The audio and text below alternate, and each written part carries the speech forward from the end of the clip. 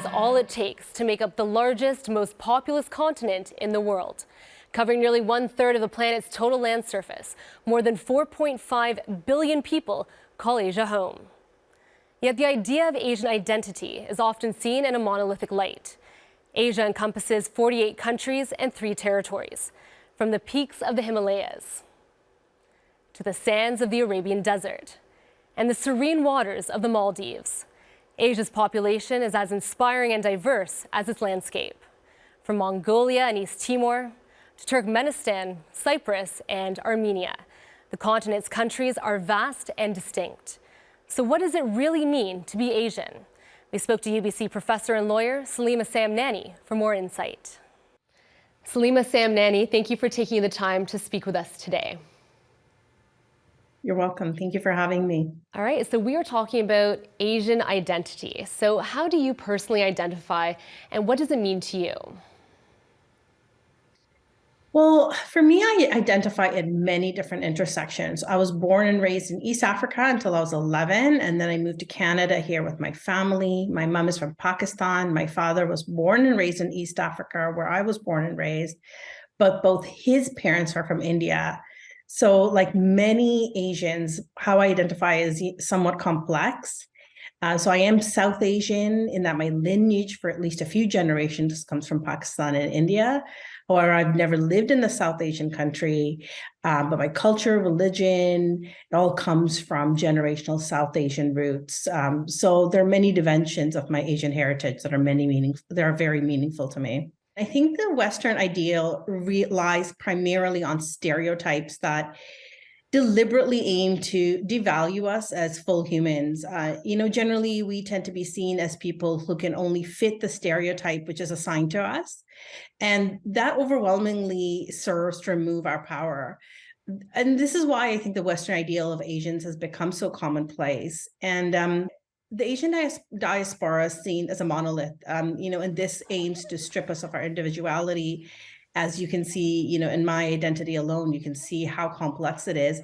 But we are seen as a monolith, I think, because it makes it easier to dehumanize us or discard the value we bring to society. And I thought quite deeply about this question, and a great example of this common dehumanization of us comes, and looking as a monolith comes in the often heard statement of, I don't like Asian food. And this is a very accepted statement in our society. And what it does is it discards the hundreds of regional culinary cuisines in, let alone one Asian country, but all Asian countries that span from India to China to Afghanistan. And it's this wanton dismissal of Asian culture as a whole that marginalizes millions of people all at once.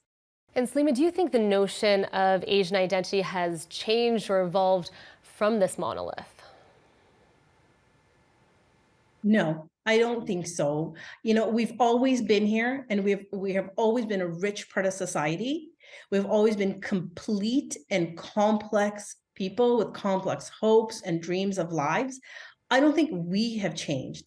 I think we are finally just being seen as full humans. I believe that we are finally been given entry points in the West, in the media, in the arts, and in high-powered jobs. I don't want to overstate our entry points. I think they are small and few and far between, but I think it is starting to shift. And I think the job now is not for Asians to figure out how to shine. We have done that. We have always done that. Asia boasts some of the biggest movie stars, most profitable companies, and so on. I think we are just finally being viewed differently. And I think the hard work that lies ahead is not on us. It is for the people in power, for the people of the majority, to stand against anti-Asian hate and to continue to make spaces for us to shine. You touched upon the arts there and also anti-Asian hate, which I want to get into. As North America experiences something of a renaissance, in Asian media representation, from films like Everything, Everywhere, All at Once, sweeping the Oscars this year, and RRR, the prevalence of K-pop music, it's also seen a spike in anti-Asian discrimination, particularly during the pandemic. So is there any kind of correlation here? I think there's a backlash when a group that has been historically pushed to the margins of society starts reaching their potential despite systems of oppression. And, no one knows this best than Black Americans who have spoken articulately about this painful and swift backlash that they often face. And I think the media representation is quite recent for Asians, and the rise in anti-Asian hate seemed to peak during COVID years, so a few years back. So for me, I think that Asian hate really relies and almost entirely as seeing Asians as one big group, whereas other communities are seen as individuals or lone wolves. Also don't think there is a renaissance, an Asian renaissance right now in the West. We've really never been given a platform. So I think this is the first time rather than a renaissance that we're getting this exposure. I really think that Asians are finally just getting small crumbs handed to us in the music and film industry that see us as whole humans, and not as tropes and sidekicks. I think we have a long way to go in the Western entertainment industry, for the West to break down the barriers they've placed in front of us. All right, so speaking of, coming to the West and having the barriers broken down here, how do you think the Asian identity evolves from generation to generation, especially for those who do leave their homes and their home countries to set down new roots? I really love this question, and I'm going to take the opportunity to talk about Asian grief and Asian mourning here, because I think it's something that is not touched upon enough, and that has affected me personally really deeply, and I know millions of other immigrants. And I think that comes from, our society offering very few big opportunities to Asian immigrants, seeing them mostly as laborers and hourly workers.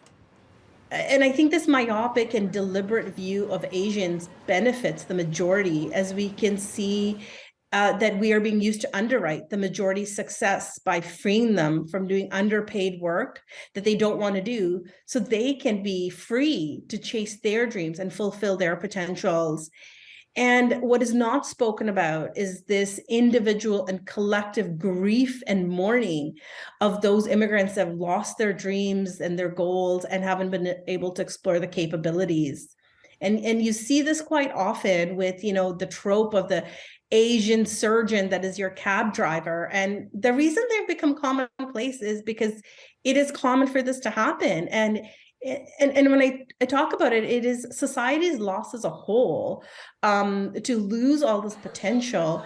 But it's a huge loss in our communities that first, second, and sometimes even third generation immigrants have had to walk away almost entirely from their hopes, their dreams, and everything to put food on the table. Have we really sat back and thought about what must it feel like for entire communities of immigrants to know that no matter how hard they work, they cannot achieve their dreams? That ideal is for somebody else. And for people to come home after working, in back-breaking labor jobs so their kids can have less of physically and mentally crushing life. What must that feel like, to lose that in entire communities? There is a grief and there's a sorrow in Asian communities where huge swaths of people have been pushed into the submission of these stereotypes and have had to accept Asian hate and had to accept a lack of opportunities cultivated by, careless government policies. All of this as a means of survival. The immigrant journey is tough, and it holds specific and nuanced elements. And we every day have to wrestle with what it means to live in a country that wasn't designed for us, and in fact designed to exclude us.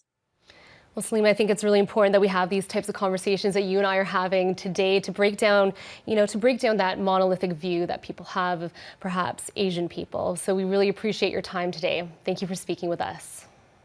Thank you so much for your time. That's Salima Samnani, UBC professor and lawyer.